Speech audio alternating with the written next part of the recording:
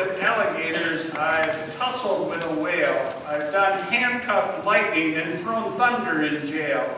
You know I'm bad. Just last week I murdered a rock, injured a stone, hospitalized a brick. I'm so mean I make medicine sick. Oh, the greatest. We weren't supposed to get it yet. I'll throw in another one just for fun then. At home I'm a nice guy, but I don't want the world to know. Humble people I've found don't get very far. And then, of course, the one that would have brought it home, for which you all would have said, Muhammad Ali, it's float like a butterfly and sting like a bee. The cans can't hit what the eyes can't see. Bad impression. Well, that's right. Thank you, Jake.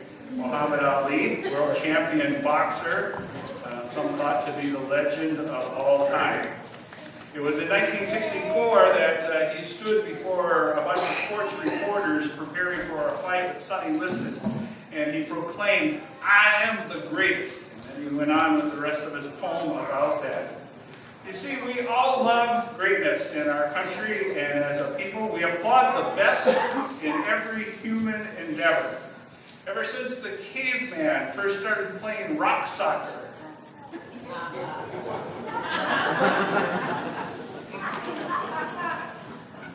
probably not.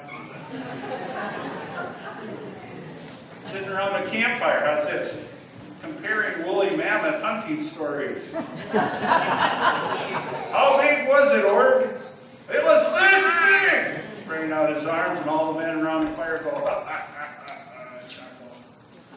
We have loved to know who it was that is the greatest. We make all kinds of lists and rankings. Who is the greatest athlete? Who is the greatest celebrity? Who is the greatest movie person, actor, actress? Who is the greatest fisherman of all time? Oh, please, thank you. The greatest person that you ever met. How about who is the greatest church? Think about that one. Yes, even churches want to be number one. When the pastors get together, you don't know this because you're not there because it's all a pastor meeting. It's a casual conversation maybe, but it's how many members do you have? How many worship services are there? How big a staff is at your church? How big a church budget are you? Etc., etc. 2 summers ago, we had a fan appreciation night at our church softball, for our church softball team. The Fighting Peace, we don't have a name, but we did really fighting.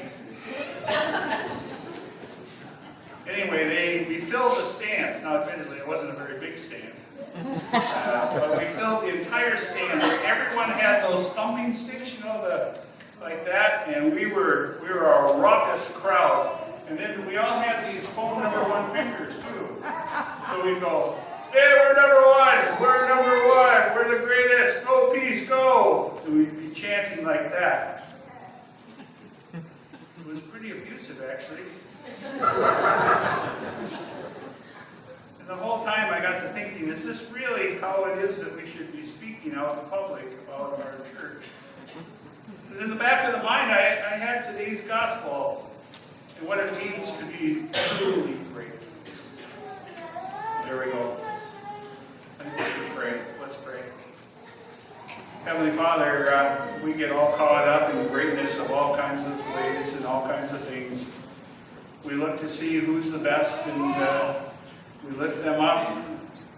But really, Lord, it's what you think is great that's important and how it is that we should serve and be humble in that service. Thank you, Lord. Amen. Well, it's a human pastime to come up with a list of greatness.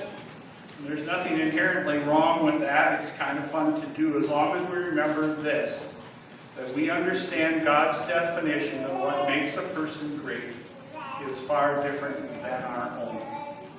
Jesus' disciples found that out in a very embarrassing word today. Jesus was teaching them about himself. He was telling them what his plan was in a language that was just straightforward for them to hear. He says this, he says, "The Son of Man is being betrayed into the hands of men, and they will kill him.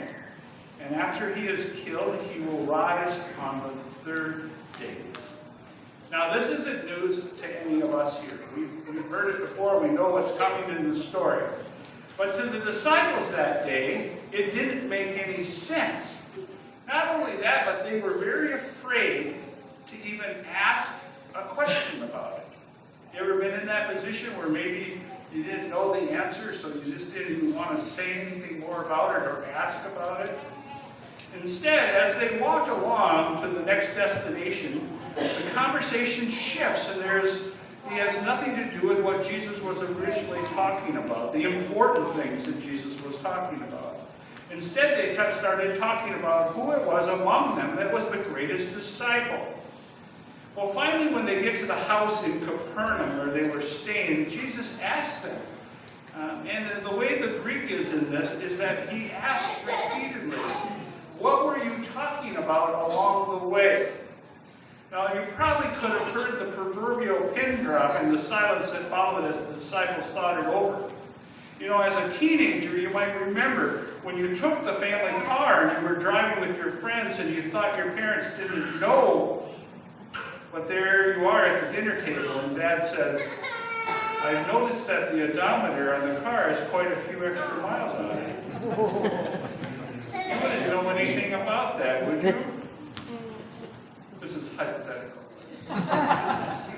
Dead silence. You're looking down at your vegetables on the plate. Dead silence when you know your father knows what you did.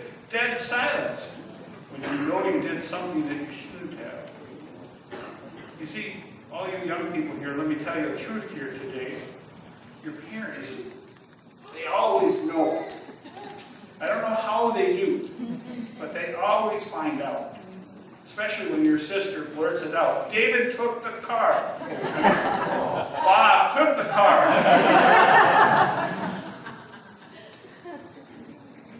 In the gospel, Jesus had just told them that he was going to be betrayed and executed, and they responded by cutting him out of the conversation and just going someplace else debating whether they're the greatest.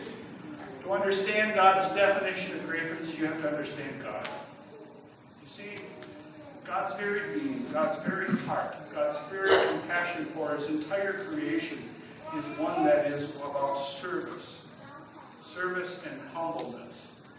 He created Adam and Eve that he might care for them. He created them in his image so they might serve one another and take care of the God that God made.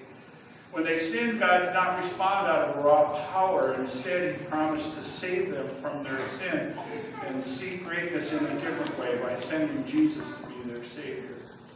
That's the plan that Jesus was talking about to the disciples, and that's the plan that they didn't even hear because they were too busy considering what it is to be great.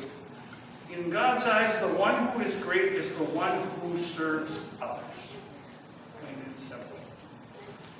Our culture today in which we live has so much more to do about power and greatness and authority that it's hard to sometimes even fit in this whole business of being a servant and being humble. Greatness in our culture means that you have enough money so other people will serve you. Greatness means that you have some talent or quality that sets you apart, makes you worthy of being admired and glorified, and yes, even worshipped by others. That's why movie stars and musicians and celebrities and professional athletes are idolized. Think about the word idol and what that means. That we think that that's more important than anything else. We idolize it, we worship it. In that we break the first commandment. In that we do something that God doesn't call us to do, but rather put him first in our life. Way back in a galaxy far, far away, I had taught confirmation classes to young people, and we took a video camera back where you had a VHS tape that you slid at the top. Explain it to anybody on your... And with that, we went to a student's room at their house. And we said we taped the room and we went around, but we didn't tell the students whose room it was. And then we showed it on Wednesday night, and then we asked the students all to vote and guess whose room it was. Well, every room was slightly different, but it all had the same theme. There were posters all over the walls, everywhere. They hung big, colorful posters of their teenage idols.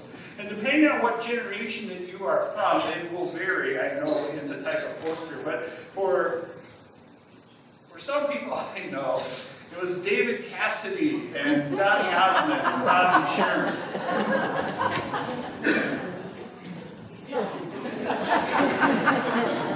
In boys' rooms, except for Farrah Fawcett, it was sports idols.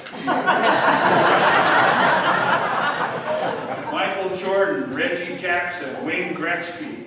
For me, it was the Purple People Eaters, Alan Page, Carl Eller, and Jim Marshall. The greatest defense of all times.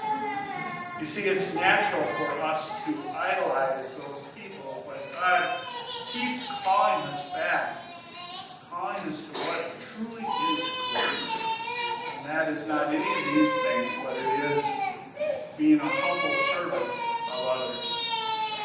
But when we get to that part in the story for today, Jesus does one of those beautiful things, and it's a very hands-on illustration. They're sitting there talking with his disciples, and he sees a young child just near him, and so he brings the child over amongst them and sits him right in the middle of it, and for which no child should be in and amongst those adults as they're discussing it. So he takes that child there. And if anyone desires to be first, he shall be last of all, servant of all. And whoever receives one of these little children in my name receives me. And whoever receives me receives not me, but the one who sent me. You see, in a different translation, that is all about welcoming children into our midst. And that we are to be like children as we serve others. So we at Peace Lutheran Church, as the family of God here now, as we've shared in this series these past weeks, it is the children that we welcome in amongst us.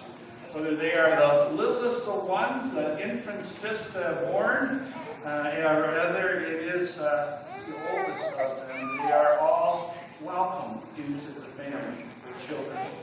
Not only that, but we here at Peace put our resources towards that. The gifts of our offering, the facility in which we have. We put all of that before us so that we can teach our children not what the world says about greatness, but what God says about greatness. And so we welcome them in. And the last part of that is this, is that we welcome them into the family of God so they feel as though they belong and they have a place here. That's pretty darn good, I think, that we have that calling and that heart and that passion for what God is asking us to do. Welcome the children in, and as we have welcomed them into the family, God welcomes us as well. Well, there you go. The greatest aren't all that great sometimes. God is great all the time. Amen. Amen. Let's stand and sing.